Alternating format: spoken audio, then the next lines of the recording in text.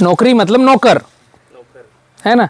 और जो बच्चा 8वीं पढ़ने के बाद घर के काम में लग गया, काम में हाथ बटाने लग गया, उसको समझ में आ गया कि पापा को जरूरत है मेरी, तो उसको हम जूब देते हैं खेत में भाई, उसके खंदर पे रख देते धूरा, चल हल चला पंप उठा। बट उसको भी बेसिक चीजें अगर हम गाइड करेंगे, इसीलिए किसान पाठशाला है। कहीं जाने की आवश्यकता नहीं, यूट्यूब को खोलना है, किसान पाठशाला डालना है, तो ऐसे मेरे जैसे और कहीं ना कहीं प्रवचन मिलेंगे आप लोगों को। तो जो अच्छा लगे अपने खेत में उसको अप्लाई करना है। कैलकुलेट फार्मिंग करना पड़ेगी। मौसम परिस्थिति बदलने के मुताबिक जो चीज़ें अब खेतों में आ रही है, उसमें हमें पहला क्वेश्चन है कि मैं खेती कैसे करूं कि मेरे खेत का पीएच 6.5 से ऊपर ना जाए। उसके लिए आंसर एक ही है कि जब भी फर्टिलाइजर डालें हम भट्टी खाद बनाकर खाद डालें।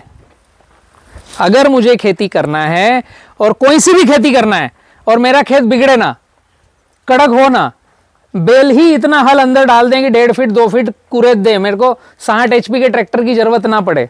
जैसे अभी आप बोल रहे हो कि ढेपे इतने कड़क हो गए कि रोटावेटर से टूट नहीं रहे। रोटावेटर एक भ्रांति है कि अब आपका जमीन ढीला ही नहीं हो रहा है तो करे क्या, तो एक कंपनी ने विकल्प निकाल दिया। किसानों की डिमांड के हिसाब से विकल्प आता है। जरूरत हमारी है कि हमने कल्टीवेटर किया, पलटी पलव किया, ढेपे इतने बड़े हो गए, अब वो लक्कड़ से टूट ही नहीं रहे हैं। उसने मोटा लक्कड़ घुमाते हैं, उससे टूट जाना चाहिए। तो अब रोटावेटर आ गया, तो रोटावेटर क्या करता है, चिप्स करता है, उस ढेपे की चिप्स करता है। अब वो चिप्स जो हुई, एक ड्रिप का पानी जाएगा वो वापस कॉम्पैक्ट हो जाएगी, फिर आप उसको निकाल के देखोगे चिकट रहेगी। तो वो आपकी आंखों की भ्रांति है कि आपने एक बार जमीन भुरभुरी कर दी, बट जैसे ही पानी गया वो पानी आपकी मिट्टी को फिर कॉम्पैक्ट को वापस चिपका देगा। वो चिपकेगा मिट्टी के हर पार्टिकल पे फास्फोरस, और फास्फोरस लेके चिपकेगा माइक्रोन्यूट्रिएंट्स को, और वो एक दूसरे में बॉन्डिंग होगी, और वो चिपकन के कारण आपकी जड़ें अंदर नहीं जाएगी और न्यूट्रिशन अपटेक होगा नहीं, पानी ढंग से पिएगी नहीं, और टॉक्सिसिटी जनरेट होगी। तो प्लांट अनबैलेंस में जो भी फर्टिलाइजर आएगा वो लेगा, और रिजल्ट आएगा कि फसलों में वायरस कंटिन्यू दिखेगा, पत्तों में न्यूट्रिशन डेफिशिएंसी दिखेगी। पहले साल एक उदाहरण मैं पूछ रहा हूं आप लोगों को कि नया फार्मर पहले साल केला लगाया, 1 एकड़ में कितना टन आउटपुट ले सकता है 5/8 पर, जहां पर पौधों की संख्या है 1150 1 एकड़ में।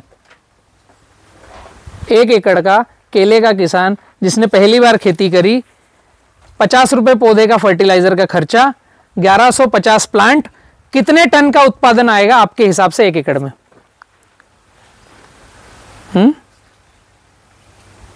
आप कितना ले रहे हो 1 एकड़ में? 25 टन। 25 टन। और किसी का कोई आंसर है?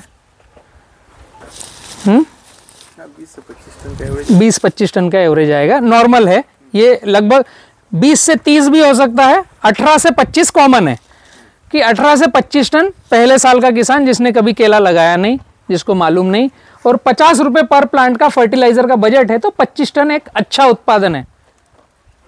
किसान पाठशाला से जुड़े हुए एक फार्मर है जिनका नाम है किरण। गांव कौन सा है? वर्धा के पास, यवतमाल के पास।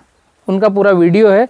43 टन पहली हार्वेस्टिंग 1 एकड़ की, 43 टन 1 एकड़, 5/8, 1150 पौधे, 50 रुपए प्लांट का फर्टिलाइजर का खर्चा। अभी प्लांट खड़ा है रटून है, अभी रटून आएगा 50 टन के ऊपर 1 एकड़ में। अगर केले की खेती हम कर रहे हैं, कैलकुलेट फार्मिंग कर रहे हैं, जहां दिक्कत आए वहां हम जिसको सही समझ रहे हैं उसके पीछे लगकर उसको कुरे दो। उसके पहले कौन सी फसल है उसका मायने है कि नहीं? बहुत मायने है, बिल्कुल। मिर्च रहेगी तो उठाव ज़्यादा मिलेगा, पपीता रहेगी तो उठाव ज़्यादा मिलेगा, मक्का कपास रहा तो उठाव कम मिलेगा। 100% मायने हैं। वो तो मैंने उदाहरण दिया ही था कि मिर्च की फसल में आपको अलग मिलेगा, मक्का में अलग मिलेगा।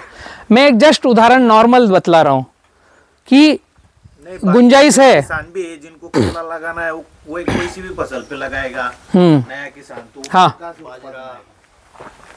बहुत सारी फसलें हैं ऐसी जिनका आउटपुट वो पुरानी फसल सपोर्ट करती है। मेरा कहने का ये मतलब है कि हम जो फसल लगा रहे हैं उसी में स्कोप है, हम आउटपुट बढ़ा सकते हैं, ले सकते हैं, गुंजाइश है।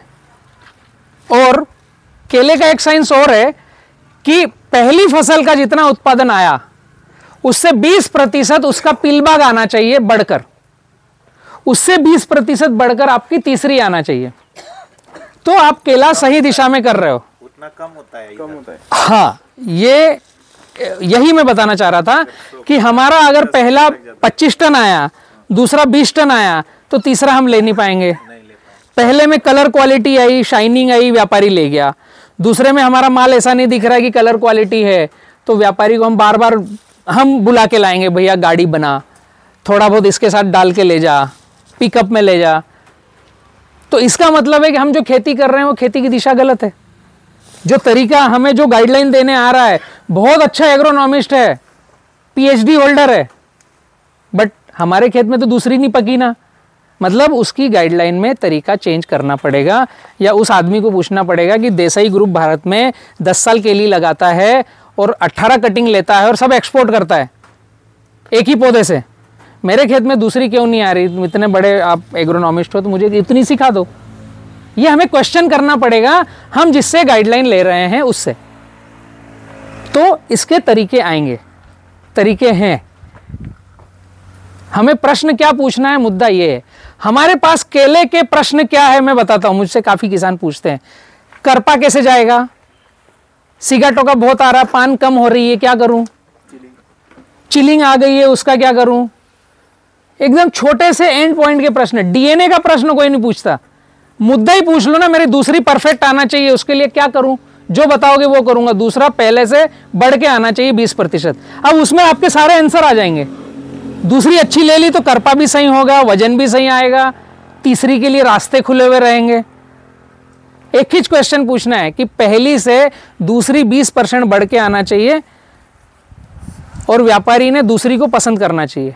आपको पता है हमारे भारत से यूरोप कभी केला नहीं गया। पैसा कहाँ ज़्यादा है? यूरोप में। 2 केला $10, कितना पैसा होता है? 400 रुपए का 1 केला, 800 रुपए के 2 केले। हमारे यहाँ 40 रुपए दर्जन में हमको पसीने आ रहे हैं वो 400 रुपए का 1 केला बिक रहा है। यूरोप में बिकती है रटून, फर्स्ट नहीं बिकता। आप किसी भी बड़े व्यापारी को पूछो जाकर। हमारे यहाँ का केला जाता है गल्फ कंट्री में, ईरान, इराक, कजाकिस्तान, ओमानिस्तान, ये जो गल्फ कंट्री है मुस्लिम बाहुल्य की। और यहाँ जो तीर्थ करते हैं, या यहाँ पर जो पाकिस्तान और बांग्लादेश से और कहीं कहीं से जाकर के जो बच्चे काम कर रहे हैं, उनको खाने के लिए केला चाहिए। वहाँ खैरात भी बांटते हैं कि 2 कंटेनर में खैरात बांटता हूँ, मतलब वो दान करते हैं। खैरात बांटना मतलब दान करते हैं। तो ये कंट्रियों में हमारा केला जाता है, क्योंकि हमारा फर्स्ट टिश्यू का केला है। अभी टिश्यू का फर्स्ट केला क्या हुआ, 15 पत्ते टिश्यू कल्चर लैब में ऑलरेडी बीत चुके हैं, 35 पत्ते हमारे खेत में आएंगे, फिर फल आएगा। तो ये कृत्रिम वातावरण का केला है। इसका कितना भी डीएनए टेस्ट कराओगे 100% नैसर्गिक केला नहीं कहलाता। ये जो पीलबाग आता है उसका पहला पत्ता प्रकृति के साथ आता है, वो बोतल में नहीं आता पहला पत्ता। रटून, पीलबाग, अमेरिका पैसा उसका देती है 40 रुपए का केला नहीं, 400 रुपए का केला।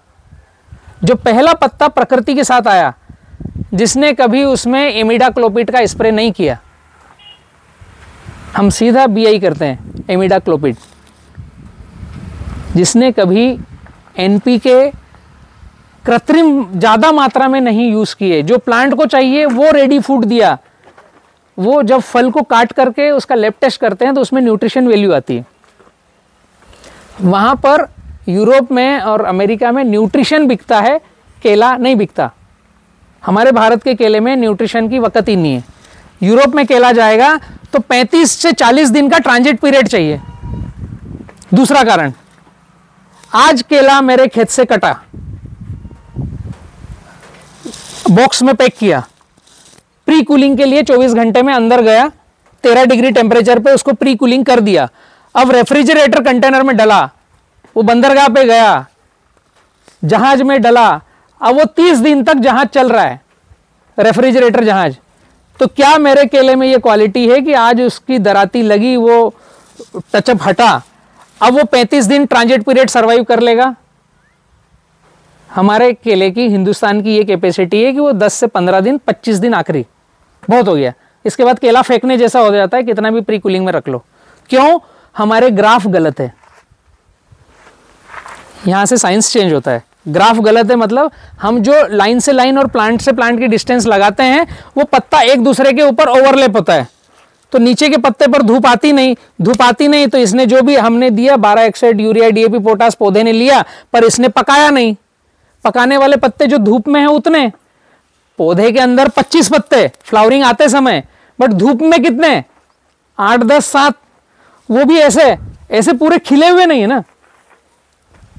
यूरोप में, गल्फ कंट्री में और अमेरिकन कंट्री में फर्क है रेट का, ट्रांजिट पीरियड का। सबसे बड़े केले के जो उत्पादक है डोल बनाना और चकीता बनाना, आप अगर गूगल पे लिखोगे DOLE डोल बनाना, तो आपको बड़े बड़े खेत मिलेंगे और प्लांट से प्लांट और इसकी दूरी रहेगी 1 एकड़ में 700 पौधे।